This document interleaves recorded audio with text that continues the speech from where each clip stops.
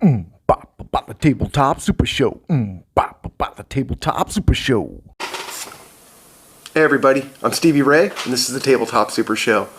Now I find myself spending quite a lot of time for terrain and crafting and art stuff just at thrift stores. Places like Goodwill, DAV, places like Dollar Tree. You know, gathering supplies so I can cheaply make some stuff that looks really good.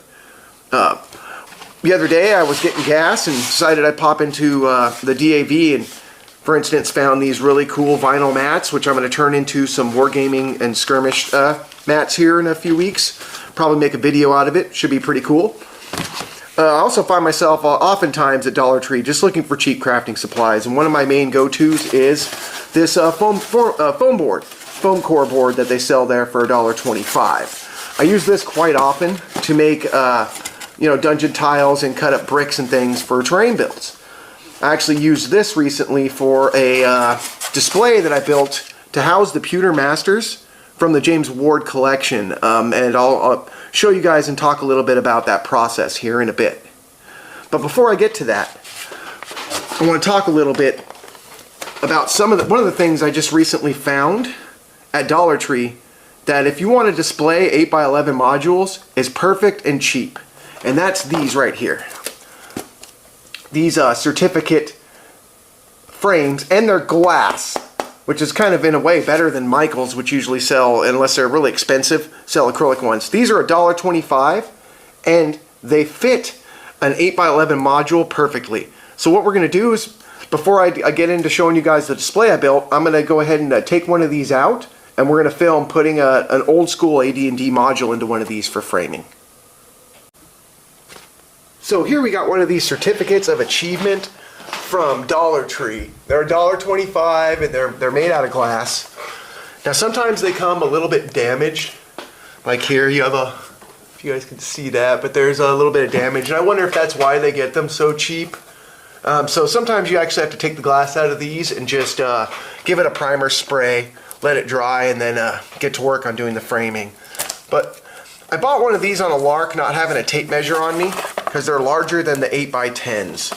So I bought one, took it home, and said, hey, I wonder if this is going to fit a first edition AD&D module. And I'm here to show you that yes, it actually does. This is a way to allow you to, display some of your nicer pieces. This right here is original Dungeon Module C2, the Ghost Tower of Inverness. But it was an adventure created by Alan Hammock with this gorgeous, pastel style artwork by Rosloff. It's actually a good enough copy with clean staples that I feel happy enough getting under glass, which is what we're going to do right now. These things have some little tabs. Just gotta pop the tabs up. Pull out the certificate of achievement, and they'll show you that these fit perfectly inside of these glass. Just a great way to display some of this stuff. And we just get our tabs put back down. And I've been going to other little kind of discount stores, and we have one called GTM, and I don't know if you guys have this in your area, but they have these. They say $2.99, but these work really great for hanging lightweight stuff like this. These little command damage-free hangers, and what they are is literally Velcroed, so you can pull the whole piece off at some point. And this is what I've been doing. I mean, these say $2.99, but I actually got them for like $1.75 because that place usually has a deal. So GTM for stuff like this if you have one. So what you do is just get these going. This way you don't even have to use the hangers. You can use the hangers provided by these. They seem to work just fine. But I kind of like these because this lets me go ahead and pull them off once I'm done with it. So,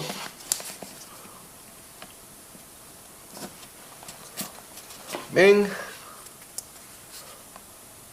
This will be plenty to get to get these hung up securely. They will not come down after it's set up. And there you go. Really nice frame job on this VG copy of the Ghost Tower of Inverness. So yeah, I mean, it's something I'm at least finding useful to get some of my nicer copies framed and hung up around my gaming table.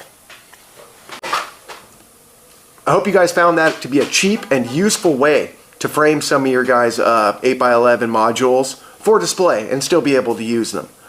Now, before I get into talking about the display, I want to mention that, you know, Jim Ward, a few days after I finished this display, regrettably passed away. And my thoughts are with his family at the moment. He did a lot for the TTRPG community, especially as deities and demigods. But let me go ahead and get into what I did for that display and how I sourced the pieces I found for it. I snapped up a worn pine curio display box from Goodwill, sanded it down, hit it with a light walnut stain, and then sealed it with rattle can varnish. I went for a distressed look to the wood to help it mesh with the age of the models and give everything a very vintage appearance. I grabbed a sheet of foam core, a dungeon tile roller I found on Etsy, and rolled out the grid.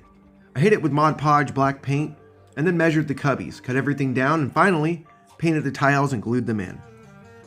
I kept added details like skulls and moss to a minimum, to keep focus on the miniatures in the display.